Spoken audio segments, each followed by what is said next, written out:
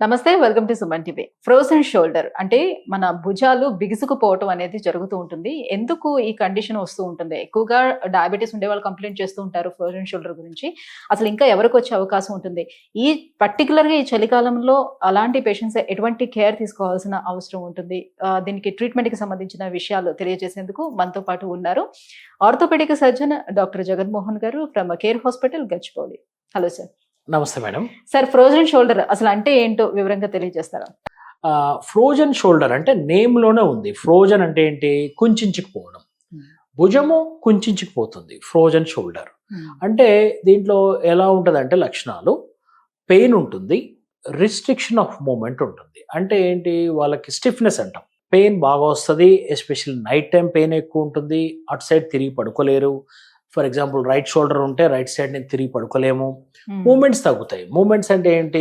Face కడుక్కోవడం, బట్టలు వేసుకోవడం, వెనక వీపు రుద్దుకోవడం, స్నానం చేసేటప్పుడు అవి ఇబ్బంది పడతాయి. కంప్లీట్ గా ఎత్తలేరు. మూమెంట్స్ రిస్ట్రిక్షన్ ఉంటాయి. ఎస్పెషల్లీ రొటేషన్స్ అంటాం. రొటేషన్స్ అంటే ఇంటర్నల్ రొటేషన్ బ్యాక్ వెళ్తుంది, ఎక్స్టర్నల్ రొటేషన్ అంటే ఫేస్ తల దూకోవడం, ఇవన్నీ ఇబ్బంది పడతా ఉంటారు.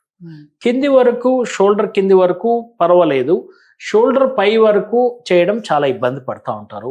బట్టలు వేసుకోవడం చాలా డిఫికల్ట్ ఉంటుంది.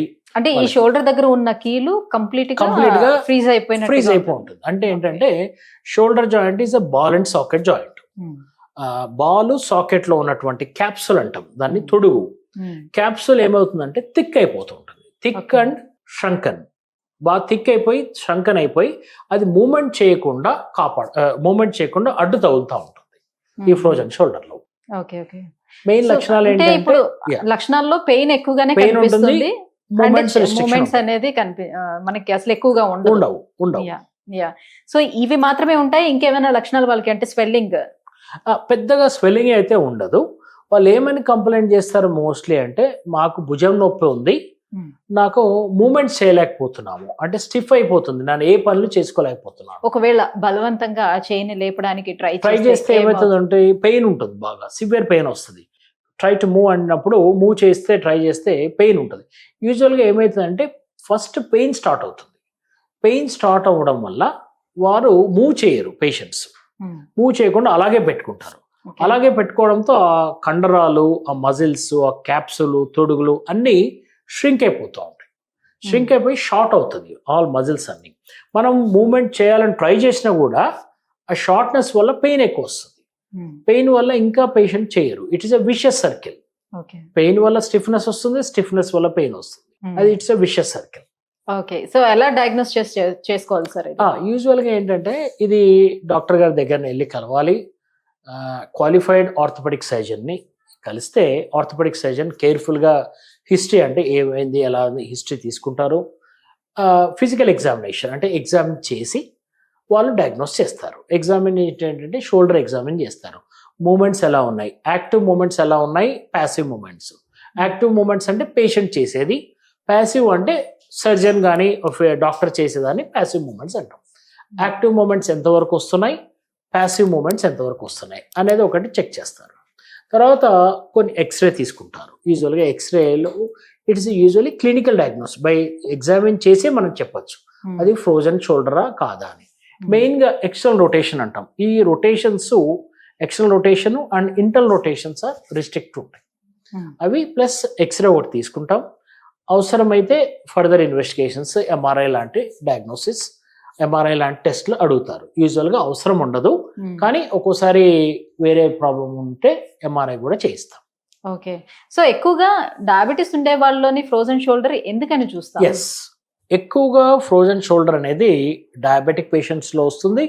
నాన్ డయాబెటిక్ పేషెంట్స్లో కూడా ఫ్రోజన్ షోల్డర్ వచ్చే అవకాశం ఉంటుంది. బట్ మనము 3:2 రేషియో అని చెప్పుకోవచ్చు. అంటే ఎక్కువ మంది డయాబెటిక్స్లో వస్తుంది, నాన్ డయాబెటిక్లో కూడా వచ్చే అవకాశం ఉంటుంది. డయాబెటిక్స్లో ఎందుకు మనకి ఫ్రోజన్ షోల్డర్ వస్తుంది అంటే బ్లడ్లో గ్లూకోజ్ లెవెల్ అంటాం. గ్లూకోజ్ లెవెల్ ఎక్కువ పెరగడం వల్ల వాస్కులారిటీ పెరుగుతుంది, ప్లస్ క్యాప్సూల్ థిక్ అవుతుంది. తొడుగుకి ఎక్కువ రక్త ప్రసరణ జరిగి అక్కడ ఏమవుతుంది క్యాప్సూల్ బికమ్ థిక్, అంటే ఎక్కువ థిక్ అయిపోయి దాన్ని అవకాశం అదే మూమెంట్ లేకుండా ఆపుతూ ఉంటుంది. Because of blood sugar levels, high blood sugar levels and decrease the proprioception అంట, వాళ్ళకి సెన్సేషన్స్ కొంచెం తగ్గుతాయి, దానివల్ల మూమెంట్స్ కూడా ఎక్కువ చెయ్యరు వాళ్ళు.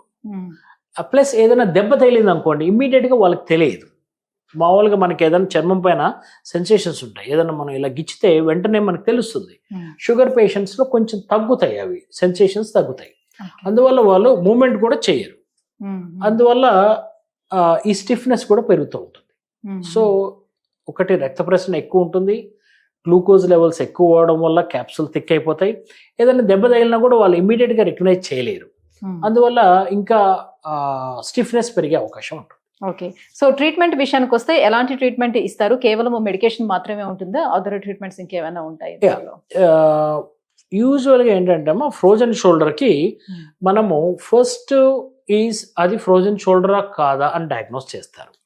చేసిన తర్వాత స్టెప్ లాడర్ మేనేజ్మెంట్ అంటాం. ఫస్ట్ ఏం చేస్తాము, సింపుల్ పెయిన్ కిల్లర్స్ పెడతాం, గ్లూకోజ్ అదే మన డయాబెటిక్ పేషెంట్స్ని గ్లూకోజ్ని కంట్రోల్ చేసుకోమంటాం, ఫిజియోథెరపీ చేసుకోమంటాం. It's a first line of treatment is aggressive physiotherapy. Physiotherapy తీసుకుంటే అవన్నీ స్ట్రెచ్ అవుతాయి. తర్వాత అది ఫస్ట్ స్టెప్. అక్కడికి కూడా రాకపోతే ఒకటి మ్యానిపులేషన్ చేసి ఇంజెక్షన్ ఇవ్వడము, ఫైనల్గా కీ హోల్ సర్జరీ అంటాం, అంటే కెమెరా పెట్టి లోపల మొత్తం చూసి ఉన్నటువంటి ఆ స్టిఫ్నెస్ని, ఆ క్యాప్సూల్ని రిలీజ్ చేయడం, రొటేటర్ ఇంటర్వెల్ అంట, అది రిలీజ్ చేస్తాం. సో ఇది ట్రీట్మెంట్ అనేది స్టెప్ లాడర్ ఉంటుంది, ఇది treatable disease. If you take a precautions it will be 100% treatable. Okay, so treatment తీసుకున్న తర్వాత కూడా మళ్ళీ రికరెంట్ గా వచ్చే ఛాన్స్ ఎంతవరకు ఉంటుంది? ఉంటుంది. ఇఫ్ యు ఆర్ నాట్, ఒక రైట్ షోల్డర్ వస్తే లెఫ్ట్ షోల్డర్ రాదా అంటే వచ్చే అవకాశం కూడా ఉంటుంది. ఈ రైట్ షోల్డర్లో మీరు ఫ్రోజన్ షోల్డర్ చేసిన తర్వాత మళ్ళీ నాకు లైఫ్ టైంలో రాదా అంటే లేదు, మళ్ళీ వచ్చే అవకాశం ఉంటుంది. అంటే if you take a physiotherapy, pain killers పెట్టుకొని మళ్ళీ blood glucose not control properly అంటే మళ్ళీ వచ్చే అవకాశం ఉంటుంది. సో సాధారణంగానే చలికాలంలోనే కీళ్ళవాతాలు అనేది చాలా ఎక్కువగానే ఉంటుంది. సో జాయింట్స్ అన్ని కూడా ఫ్రీజ్ అయిపోవడం జరుగుతూ ఉంటుంది. సో అందులో ఇంకా ఫ్రోజన్ షోల్డర్ వాళ్ళకి ఎలా ఉంటుంది? ఇంకా ఎక్కువ ఉంటుంది. ఇప్పుడు ఆల్రెడీ ఫ్రోజన్ షోల్డర్ ఉండి వింటర్లో ఆల్రెడీ మనం కీళ్ళవాతాలు, జాయింట్ పెయిన్స్ పెరిగే అవకాశం ఉంటుంది. సో ఈ ఫ్రోజన్ షోల్డర్ ఉన్న వాళ్ళకి వింటర్లో ఇంకా ఎక్కువ వచ్చే అవకాశం ఉంటుంది. సిమ్టమ్స్ ఎక్కువ పెరుగుతాయి, అంటే పెయిన్ పెరగడము, స్టిఫ్నెస్, వాళ్ళ activity, daily of living activities, ADL అంటాం, యాక్టివిటీ ఆఫ్ డైలీ లివింగ్, అవి చాలా ఇబ్బంది పడుతూ ఉంటారు. ఒకసారి పేషెంట్కి బైలేటరల్ అంటే రెండు వైపులా ఫ్రోజన్ షోల్డర్ వచ్చింది అనుకోండి, వాళ్ళు కంప్లీట్గా డిజబుల్ అయిపోతారు. వాళ్ళ యొక్క దైనందిన కార్యక్రమాలు కూడా చేసుకోవడానికి ఇబ్బంది పడతారు. ఫర్ ఎగ్జాంపుల్ ఈటింగ్ కానీ. అంటే షోల్డర్ తో పాటు నెక్ స్టిఫ్నెస్ కూడా వస్తుందా వాళ్ళకి? యూజువల్గా ఫ్రోజన్ షోల్డర్లో neck stiffness is a different things. Frozen shoulder ఉన్న వాళ్ళకి ఓన్లీ ఫ్రోజనే ఉంటుంది, కానీ ఎల్డర్లీ పీపుల్ అనుకుందాం, సీనియర్ పీపుల్ అయితే వాళ్ళకి నెక్ ప్రాబ్లం కూడా ఉంటే కనుక యాడ్ ఆన్ డిజబిలిటీ అవుతుంది, ఇంకా ఎక్కువ సఫర్ అయ్యే అవకాశం. సో దీని నుంచి అది వచ్చే లేదు. Okay, thank you so much sir. So frozen shoulder రావడానికి రీజన్స్ అండ్ ట్రీట్మెంట్స్ గురించి తెలియజేసినందుకు thank you. Thank you very much.